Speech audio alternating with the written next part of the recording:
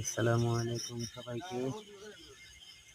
আজকে দুইটা গরু বের করেছি খামার থেকে। কিছু মানুষ আসছে দেখার জন্য খামারে, তো তাদেরকে দেখাচ্ছি এগুলো। আর খামারের এই পরিস্থিতি এখন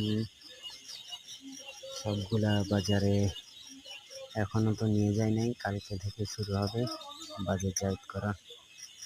জানি না কোনটা কার কিসমতে, কার রিজিকে আছে। তো আমাদের জন্য দোয়া করবেন যেন তাড়াতাড়ি সবগুলো বিক্রি হয়ে যায়। তো আমরা তো চেষ্টা সবাই করতেছি বিক্রি করার, আর আশা করি ইনশাআল্লাহ আল্লাহর রহমতে বিক্রি হয়ে যাবে সবগুলো। কেননা আমাদের সবগুলোই গরু মাশাআল্লাহ আল্লাহর রহমতে অনেক সুন্দর।